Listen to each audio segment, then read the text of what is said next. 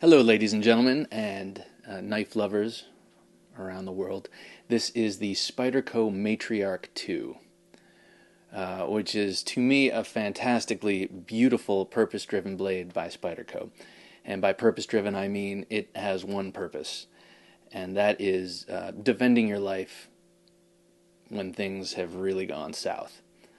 It is the younger brother, the smaller brother, of the Spyderco Civilian, a legendary blade that was originally commissioned by some mysterious alphabet agency, the U.S. government, probably ATF, I think I've read somewhere, to be a knife that you could use without any training to totally obliterate your opponent in the situation where you can't have a gun with you, say you're going undercover, and they pat you down. So that's what this, that's the lineage of this knife. This particular knife, the Matriarch, was commissioned by the South African government during a period of time, I believe in the 90s, when rape was on the increase, and the South African government wanted a knife that that women could use easily with no training to discourage any sort of assault, and discourage it would. It has that sinuous S-curve blade. Sinuous is the adjective they use for it, and I think it's ideal. The blade of the Matriarch 2 is VG10. It's fully serrated. It's got this hollow grind, which comes to a very, very slender cutting profile. This blade can also easily be shaken out of the handle, you know, with that lurch and jerk motion. Well, it's hard to do with my arm around the tripod here.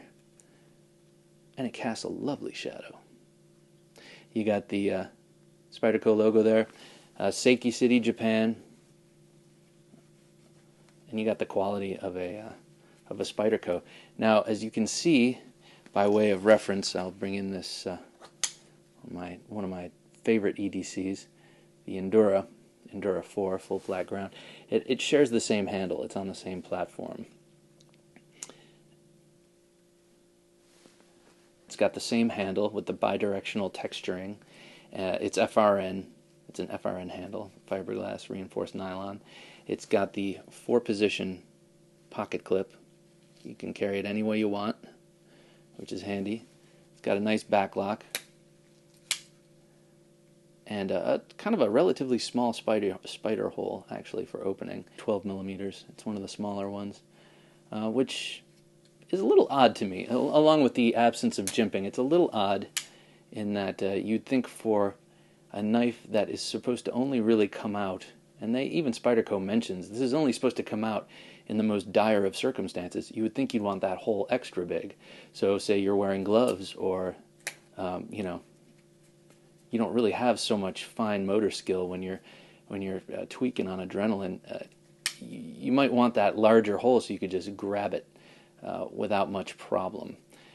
And it has no jimping on the blade ramp, so I put you know, the skateboard mod a la Nut and Fancy on the back. It's got some sort of ornamental jimping on the back, but this handle, this bidirectional texturing, really does a lot to resist the forces of the pull of centrifugal force, and also in a thrusting situation it helps. Of course, you wouldn't be thrusting with this blade unless you were doing some sort of strange pecking, which I believe is part of the official way to use this knife. And when I say official, I saw a video on YouTube from the 90s with Master-at-Arms James Keating teaching people how to use the Civilian, the larger version of this, and you know, he has a lot of different ways to deploy this knife. He talks about it working on 2 different planes. You know, you're not only cutting, but you also, kind of like a hatchet, have this sort of pecking thing going on, so you can peck at people's eyes. Or he has a move he called, I think quite comically, the trach take, where you drag it across someone's throat and you take their trachea with the hook, the trach take. And he's so cheerful when he talks about it. And then you go in for a trach take. That just kind of cracked me up, because it's so grim. It's about the worst thing you could possibly imagine. It has nested steel liners. They are milled out. Let's see. There you go. milled out quite well. You can see there's a big lozenge shape cut out there, and then a couple of circular cutouts. Really lightens it up.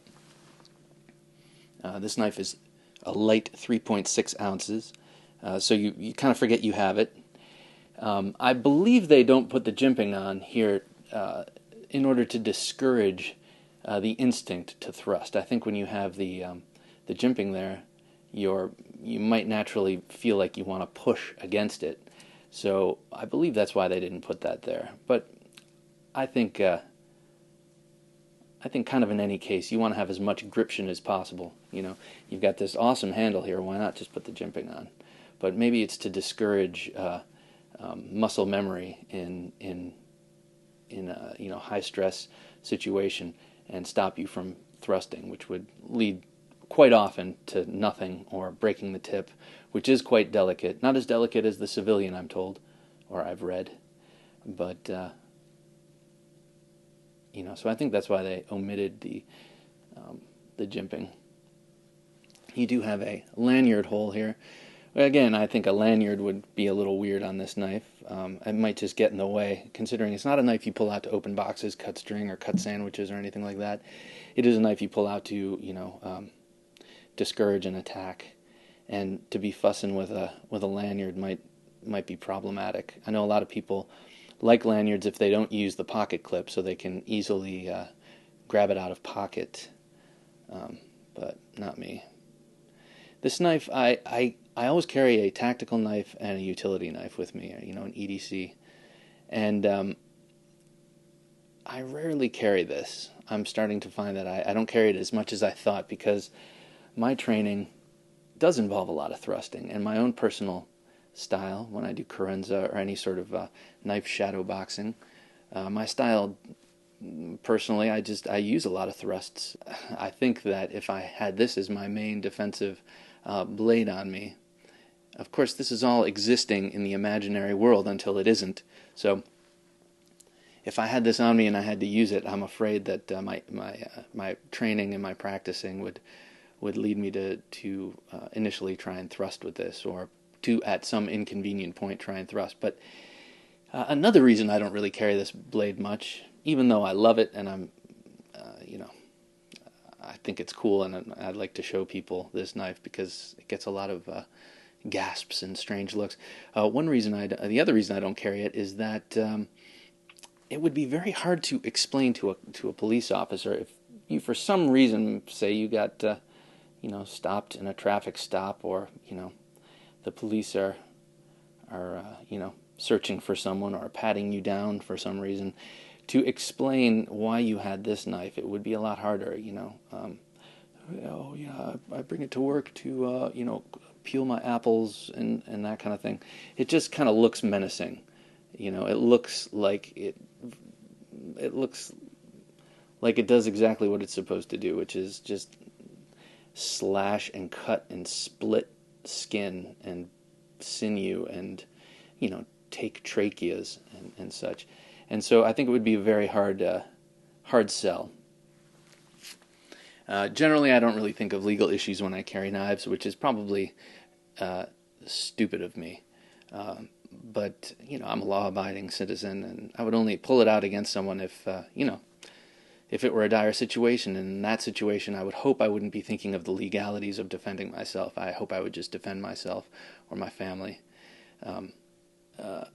So do I have anything else left to say about the Matriarch? I guess I would say, well, I bought it for $77 on Amazon, which seems like a decent price. Well, it was the lowest price I found. Do I recommend this knife? I only recommend it if you have an interest in, the collectability of it. It is pretty unlike any other knife. And if you have an interest in self-defense, or if you have a need for self-defense, say as a backup to your gun, or as a gun retention knife, or whatever they call it, someone's grabbing for your gun, you whip this out. I would get it with the wave opener if you're using it for that purpose. And woe be it to the hand that reaches for you. But I would not recommend it if you're looking for, just utility.